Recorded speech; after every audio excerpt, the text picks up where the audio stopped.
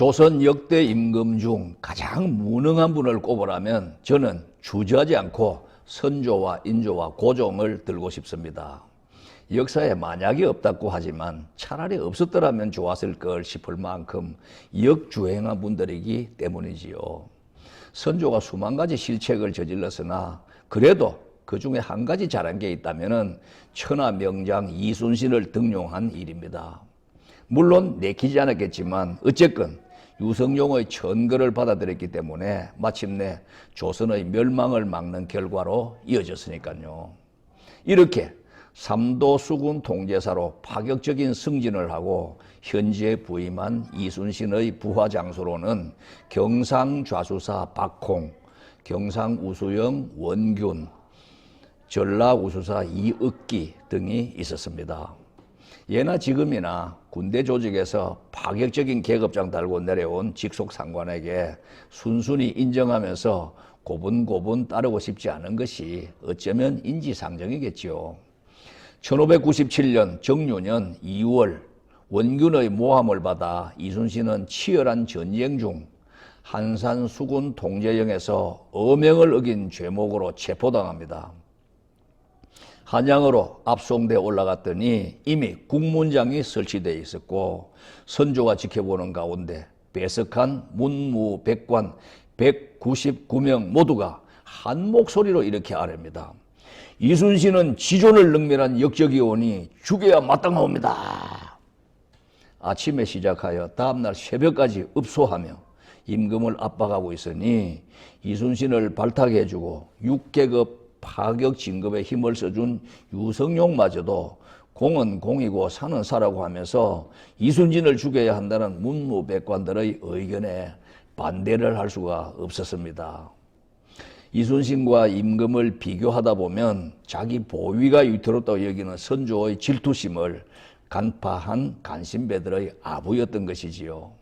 이런 정황을 대입해 보면 당시 이순신의 누명 상황이 어떠한지 미루어 짐작할 수 있는 일입니다.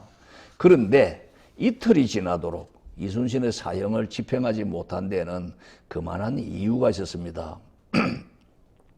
당시 영의정 겸 도채찰사를 맡아 국가 비상사태 직무 총사령관 임무를 수행하던 오리 이원익이 반대했기 때문입니다. 그는 어명으로 전시 상태의 모든 권한을 독점하고 있었습니다. 전시 상황에서 문무백관들이 이순신을 죽여야 한다고 아무리 외쳐도 이원익의 승인이 없이는 선조 임금도 어쩔 수 없는 형편이었지요. 거듭되는 선조의 사형 집행 재촉에 이원익이 청사의 길이 남을 명대사로 이렇게 고합니다. 전하께서 전시의 신을 폐하지 못하시는 것처럼 신 또한 전쟁 중인 삼도 수군 통제사 이순신을 해임하지 못하옵니다. 이원익의 말을 듣자 마침내 선조도 체념하고 이틀이나 걸린 이순신 국문장에서 문무백관들이 지켜보는 가운데 이렇게 말합니다. 도채찰사가 그리 말하는 것을 보니 이순신에게 죄가 없는가 보구나. 이렇게요. 오직 한 사람의 올바른 판단과 굳은 신념이 199명의 모함을 꺾었던 것입니다. 이런 우여곡절 끝에 이순신은 사형을 면하게 됩니다. 오직 이원익 한 사람만이 반대하여 이순신을 살려냈던 것이지요. 자신을 낮추고 오직 나라와 백성만 떠받들었던 공복으로 그가 있으면 세상 만물이 제자리를 잡았습니다. 소박하면서도 비범한 조선의 대표적 청백리로 초가삼칸에 살았던 조선의 명재상 오리 이원익 대감입니다. 온갖 시기와 질투와 모함으로 사형 직전까지 갔던 만고충신 이순신을 알아보고 믿어준 그의 선견지명이 놀랍고 존경스럽습니다. 무능한 임금의 실정으로 도탄에 빠진 나라와 백성들의 생명과 종묘사직을 지켜낸 이원익 대감이야말로 청사의 길이 빛나는 충신이며 나라의 보배라 할 것입니다. 임금이 질투하는 속내를 알면서도 자신의 직을 걸고 불의에 맞서 싸운 이원익 대감과 동시대를 살았던 이순신 장군도 어찌 보면 행복한 분이셨죠. 이원익 대감이 87세로 눈을 감으면서 자식들을 불러 이런 유언을 했습니다. 내 장례식에 부고를 내지 말라.